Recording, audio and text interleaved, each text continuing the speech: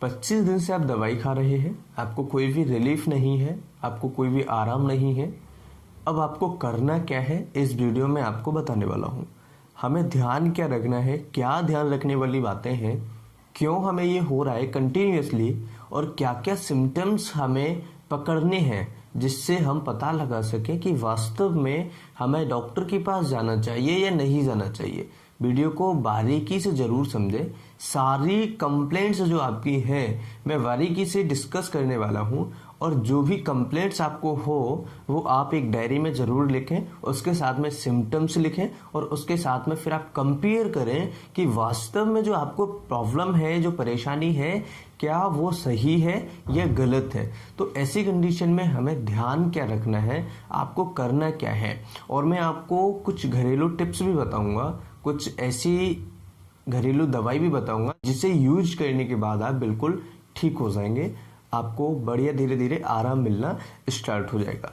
10-12 दिन की बीमारी है, 20 दिन की बीमारी है, 1 महीने की बीमारी है, एक दिन में तो ये नहीं जाएगी, लेकिन धीरे धीरे चली जाएगी। जिन मरीजों को गले में कुछ अटकना, गले में दर्द है, टॉन्सिल्स हैं, या फिर गले में खराश है, केवल यही समस्या उनको है, उनको सूखी खांसी नहीं है, उनको बुखार नहीं है, उनको अन्य कोई समस्या नहीं है, तो आपको घबराने की ज़रूरत नहीं है।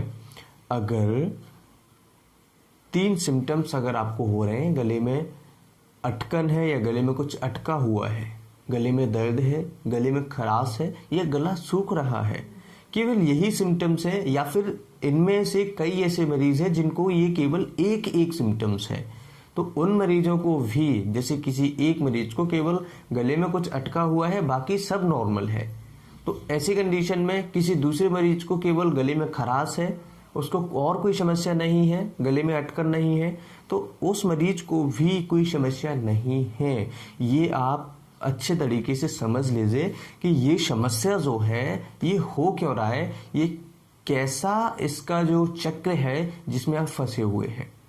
आखिर इसका ट्रीटमेंट क्या है। आप 25 दिन से रेगुलरली एंटीबायोटिक्स ले रहे हैं, दर्द की दवाइयाँ ले रहे हैं, या डिप्रेशन की दवाइयाँ ले रहे हैं, लेकिन आपको कोई भी रिलीफ अगर नहीं मिल रहा है, तो इस वीडियो में आपको मैं रिलीफ के बारे में बताऊंगा, किस तरह से आपको रिलीफ मिलेगा, इसके बारे में भी मैं डिस्कस करूंगा।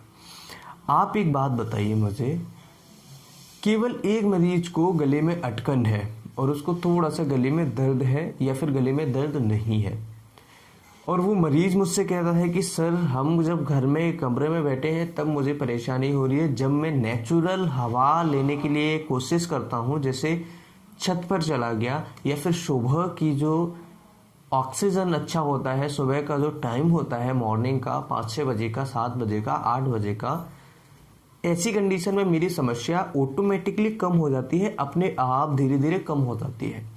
अब आप सोचिएगा कि ऐसे मरीज जिनकी समस्या अपने आप कम हो जाती है कुछ खाने पीने के बाद, या फिर थोड़ा बहुत टहलने के बाद, या थोड़ा बहुत एक्सरसाइज करने के बाद, या फिर थोड़ी बहुत घूमने फिरने के बाद, जो भी सुबह सुबह का जो टाइम होता है, तो ऐसी कंडीशन में क्या उन मरीजों को कोई समस्या है, उन मरीजों को कोई बीमारी है? यस, बीमारी है, वो दिमाग की बीमारी है। अब दिमाग की बीमारी आपको कैसे खत्म करनी है ये आपके ऊपर डिपेंड करता है, यानी कि जो स्ट्रेस आप ले रहे हैं। एक बात मुझे बता दीजिए इसके साथ में, क्या स्ट्रेस लेने से ये बीमारी जो चल रही है वो खत्म हो सकती है? नहीं हो सकती। कितना भी आप स्ट्रेस ले लीजिए, कितना भी आप डिप्रेशन में चले जाइए, तो ये बीमारी तो जाने वाली नहीं है। तो फिर हम स्ट्रेस क्यों ले रहे हैं, हम डिप्रेशन में क्यों जा रहे हैं, हमें स्ट्रेस से या डिप्रेशन में जाने से क्या फ़ायदा है? नुकसान तो हम अपना ही कर रहे हैं। अब इस नुकसान होने से कैसे बचा जाए ये हमारे ऊपर डिपेंड करता है। तो स्ट्रेस आपको ही कम करना पड़ेगा। लफिंग वीडियोस देखिएगा, अपने दोस्तों के साथ थोड़ा बहुत टाइम गुजारिएगा, बातें कीजिएगा, व्हाट्सएप पे, फेसबुक पे बातें कीजिएगा, पुराने दोस्त जो भी हैं उनसे मिलिएगा, उनको कॉल कीजिएगा, उनसे बातें कीजिएगा, वीडियो कॉलिंग कीजिएगा, उनकी फैमिली से बात कीजिएगा। आपकी दूसरों से कनेक्टिविटी भी बढ़ेगी और आपका स्ट्रेस लेवल है वो भी कम होगा।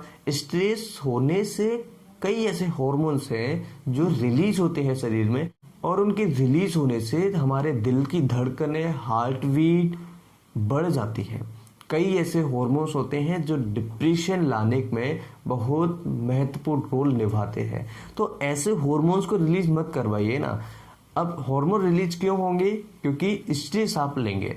स्ट्रेस अगर आप नहीं लेंगे तो हार्मोन रिलीज नहीं होंगे। हार्मोन अगर रिलीज नहीं होंगे तो गले की मसल से या फिर थ्रोट की ईसोफेगस से या हार्ट की मसल से या फिर हार्ट जो है या आपकी अन्य समस्याएं हैं वो नहीं बढ़ेंगी। तो स्ट्रेस आपको कम करना है। लफिंग वीडियोस, पुराने दोस्त हैं आपके, उनसे बात कीजिएगा। काफ़ी सारी चीज़ें हैं। एक्सरसाइज कीजिएगा। मॉर्निंग की जो सुबह सुबह का टाइम होता है, सुबह सुबह की ऑक्सीजन जो होती है 5 बजे से लेकर के 8 बजे तक, उस ऑक्सीजन को लेने की कोशिश कीजिए। अगर आप कंटिन्यूसली 3 दिन तक उस ऑक्सीजन में, यानी कि उस टाइम में 5 बजे से 8 बजे के टाइम में सुबह सुबह योगा करते हैं, एक्सरसाइज करते हैं, तो आपकी आधी समस्या बल्कि 90% समस्या आपकी खत्म हो जाएगी। मैं आपको यहाँ डराने नहीं आया हूँ, मैं आपको यहाँ किसी भी मेडिकल बीमारी से डराने नहीं आया हूँ, लेकिन ध्यान रहे ऐसे मरीज जिनको बुखार नहीं है, अब बुखार नहीं है, कई मरीज ऐसे हैं, कई ऐसे पेशेंट्स हैं जिनके मेरे पास कमेंट्स ऐसे आ रहे हैं, सर 99.6 है, 99.9 है, सर 100 है, तो क्या ये फीवर है? मैं फीवर पर एक डिटेल वीडियो बना चुका हूँ, उसकी लिंक आपको डिस्क्रिप्शन में मिल जाएगी, जरूर देखिएगा। नॉर्मल जो फीवर हमारा होता है 100.4 फ़ारेनहाइट तक भी मानते हैं।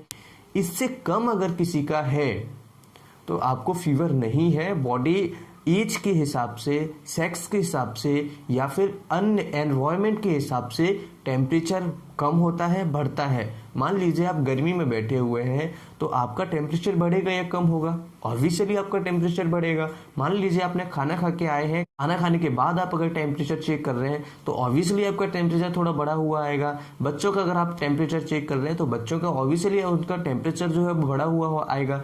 तो नॉर्मल हम इसे 100.4 फ़ारेनहाइट तक भी मानते हैं, तो आपको घबराने की ज़रूरत नहीं है। अगर 100.4 से टेम्परेचर जिसका भी नीचे आ रहा है वो नॉर्मल की कैटेगरी में है, उससे घबराने की ज़रूरत नहीं है। अपने आसपास के जो फैक्टर्स हैं उनको चेक कीजिए। आप किस टाइम पर ले रहे हैं, किस थर्मोमीटर से ले रहे हैं, थर्मोमीटर गलत तो नहीं है, थर्मोमीटर सही है या नहीं है। काफ़ी ऐसी सारी चीज़ें हैं जो आपको ध्यान रखनी होंगी। हो सकता है आपका थर्मोमीटर गलत हो सकता है आप ओरल ले रहे हो, ओरल टेम्परेचर जो होता है वो अलग होता है, एक्जिला का जो टेम्परेचर होता है वो अलग होता है, रेक्टल जो टेम्परेचर होता है वो अलग होता है। तो एक्जिला हम लेते हैं, एक्जिला में कभी कभार पानी आ जाता है, जैसे पसीना आता है, तो उसकी वजह से टेम्परेचर गलत आ सकता है, कम आ सकता है। मुंह के अंदर अगर सलाइवा ज़्यादा आ रहा है तो ऐसी कंडीशन में टेम्परेचर कम ज़्यादा हो सकता है। अगर किसी का मुंह ज़्यादा सूख रहा है तो ऐसी कंडीशन में भी टेम्परेचर गलत कम ज़्यादा आ सकता है। तो आपको सारे फैक्टर्स को कहीं ना कहीं इंक्लूड करना पड़ेगा और सारे सिम्टम्स को एक साथ में देखना पड़ेगा।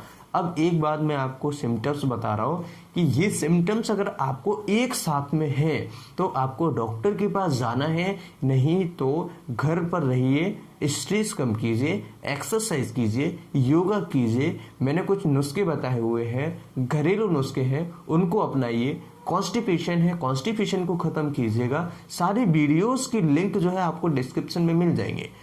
सिम्टम्स कौन से हैं? एक तो सांस लेने में तकलीफ होना, सांस लेने में तकलीफ के साथ में खांसी आना बहुत ज़्यादा, और सांस लेने में तकलीफ बहुत ज़्यादा होना, इसके साथ में किसी मरीज का ब्लड प्रेशर कम होना, इसके साथ में मरीज को बुखार आना, इसके साथ में मरीज को बहुत ज़्यादा वीकनेस, बहुत ज़्यादा कमजोरी होना, इसके साथ में मरीज की पल्स बढ़ना। इसके अलावा भी एक सिम्टम्स और है जिसका नाम है ऑक्सीजन। अगर 94 से नीचे ऑक्सीजन किसी मरीज का आ रहा है तो ऐसी कंडीशन में आपको ध्यान रखना होगा। कई ऐसे मरीज हैं जिनको धड़कनें तेज हो रही है। वो क्यों हो रही है? क्योंकि आप स्ट्रेस हार्मोन्स को रिलीज करवा रहे हैं, जिसकी वजह से मसल्स जो है, हार्ट जो है, ज़्यादा काम करना पड़ रहा है। आपके हार्ट को भी ज़्यादा काम करना पड़ रहा है। इसलिए कोशिश कीजिए स्ट्रेस को ख़त्म करने की। आई होप कि ये वीडियो आपके लिए बहुत ही अच्छी और बहुत मोटिवेटिव साबित होगी। अब मैं आपको बताता हूँ कुछ घरेलू नुस्खे जिनको करने के बाद आप बिल्कुल स्वस्थ मस्त हो जाएंगे। आपको ध्यान क्या रखना है, फ्रिज का पानी अभी कम कर दीजिए। फ्रिज का पानी बहुत ज़्यादा ठंडा लोग पीते हैं, उसे कम कीजिएगा। जरूरी नहीं है कि फ्रिज हो, जरूरी नहीं है कि मटका हो, लेकिन अगर आप फ्रिज का पी रहे हैं तो बिल्कुल नॉर्मल पानी पीजिएगा, मतलब ज़्यादा गर्म भी ना हो, ज़्यादा ठंडा भी ना हो, क्योंकि अभी जो वाटर आ रहा है हो सकता है कि ज़्यादा मतलब थोड़ा सा हल्का सा नॉर्मल पानी नहीं पिया जा रहा, तो थोड़ा सा उसको ठंडा कर लीजिए, इतना ठंडा पानी पीजिए। लेकिन ज़्यादा चिल्ड करोगे तो आपको कॉन्स्टिपेशन करेगा, कब्जी करेगा, गैस करेगा और आपका डाइजेस्ट सिस्टम खराब करेगा। ठीक है। इसके अलावा अगर मान लीजिए आप एक्सरसाइज योगा नहीं कर रहे हैं तो आपको ये मॉर्निंग में 1 घंटे जरूर करना है। क्यों करना है, एक बात बताइए मुझे, जब हमारे शरीर के लिए हमारे पास टाइम नहीं होगा, हमारे ही शरीर के लिए हमारे पास टाइम नहीं होगा, तो हम क्या कर सकते हैं, हम किसके लिए क्या कर सकते हैं, एक सोचने वाली बात बताइए। 1 घंटा कम से कम हमारे शरीर के लिए हमारे पास होना जरूरी है। इसके साथ में डाइट की बात करते हैं। डाइट आपको क्या लेनी है, कुछ फाइबर से डाइट ऐड कीजिएगा। फालतू का उल्टा सीधा मत खाइए, जैसे ज़्यादा फ्राई मत खाइए, ज़्यादा तला भुना, ज़्यादा तेल मिर्ची वाला मत खाइएगा। इससे क्या होता है, गैस बनती है, एसिडिटी बनती है। इसकी वजह से भी कई बार खट्टी डकार और कई बार पेट में जलन हो सकती है। तो आपको स्पाइसी कम करके इसकी जगह पर आपको क्या करना है, पानी ज़्यादा से ज़्यादा पीजिए, लिक्विड डाइट से ज़्यादा लेने की कोशिश कीजिए। अगर आपके पास जूसेस वगैरह मिल जाते हैं तो जूस वगैरह लीजिए। और इसके अलावा अगर आप सैलेड्स को इंक्लूड कर सकते हैं, सलाद यानी कि, तो उनको भी डाइट में 2 बार आप सुबह और शाम को जरूर लीजिएगा। उससे क्या होता है कि जो आपका डाइजेस्टिव सिस्टम है उसमें मल्टीविटामिन से जाते हैं, उसके अंदर फाइबर से जाते हैं। तो ऐसी कंडीशन में आपका जो डाइजेस्टिव सिस्टम है वो नॉर्मल आता है, गैस खत्म होती है, एसिडिटी खत्म होती है, कब्जी खत्म होती है। देखिए, खाने के लिए मत जियो, जीने के लिए खाना है। उतना खाना है केवल जिससे हम जी सके, ना कि उतना खाओ जो खाने को ही खत्म कर सके। ऐसा मत करो। ठीक है। जीने के लिए खाओ केवल, खाने के लिए मत जियो। ठीक है। अब बात करते हैं मेडिसिन की। मेडिसिन आपको क्या करना है, आपको एक थोड़ी सी हींग का टुकड़ा लेना है, इसके साथ में सौंफ लेना है, इसके साथ में जीरा लेना है, और अगर किसी के पास केसर है तो केसर लेना है। ये आप मिक्स कर लीजिए और मिक्स करने के बाद में आप इसमें आधी चम्मच हल्दी लेनी है। इसमें अगर आपके पास केसर है तो केसर को भी आप थोड़ा सा मिक्स कर लीजिए। अगर केसर नहीं है तो आप कोई बात नहीं, इस चारों चीज़ों को मिक्स करने के बाद अच्छे से थोड़ा सा पीस लीजिए। याद रहे, हल्दी अच्छी हो और इसे घर पर ही आपको पीसना है। जब आप इसे पीस लेंगे तो जब भी आपको गैस, गले में दर्द या गले से रिलेटेड कोई समस्या, या फिर आपको कोई ऐसी समस्या हो जो डाइजेस्टिव सिस्टम से हो, इस पाउडर को थोड़ा सा चुटकी भर आपको ये खा लेना है। पानी के साथ भी पी सकते हैं, पानी के बाद भी पी सकते हैं, बिना पानी के भी खा सकते हैं। प्रेगनेंसी की बात करें तो ये 6 महीने की पहली प्रेगनेंसी महिलाओं को ये नुस्खा नहीं देना है। 6 महीने की बाद की, 5 या 6 महीने के बाद की जो प्रेगनेंसी महिलाएं हैं उनको आप दे सकते हैं। छोटे बच्चों की बात करें तो 10 साल से कम के जो बच्चे हैं उनको नहीं देना है। 10 साल से जो ऊपर के बच्चे हैं उनकी क्वांटिटी कम करके उनके लिए दे सकते हैं। अब बात कर लेते हैं ये कितने दिन तक आपको लेना है। ये आपको जैसे जैसे आराम मिल जाए, जैसे 1 महीने की बीमारी है, 2 महीने से आप परेशान हैं, तो आपको कम से कम 5-6 दिन ये लेना चाहिए। और 5-6 दिन तो मैं आपको बहुत बता रहा हूँ, मेरी सिस्टर है, मेरी सिस्टर को ये समस्या है, अभी भी है, और उसको ये समस्या काफ़ी लंबे समय से चल रही थी। उसको केवल यही नुस्खा है, 2 दिन हुए हैं, 2 दिन में बहुत ही अच्छे रिजल्ट्स उसमें देखने को मिले हैं। उनकी कंप्लेंट्स जो है धीरे धीरे कम होती जा रही है, लेकिन इसके साथ में वो खाने पीने पर ध्यान दे रही हैं, उसके साथ में पानी ज़्यादा पी रही हैं, उसके साथ में कोई ऐसी चीज़ नहीं खा रही हैं जिससे कंप्लेंट्स बढ़े, जैसे स्पाइसी है, तेल वगैरह है। इसके साथ में योगा, मेडिटेशन, सुबह मेरे साथ में 6 बजे एक्सरसाइज करती हैं, योगा करती हैं।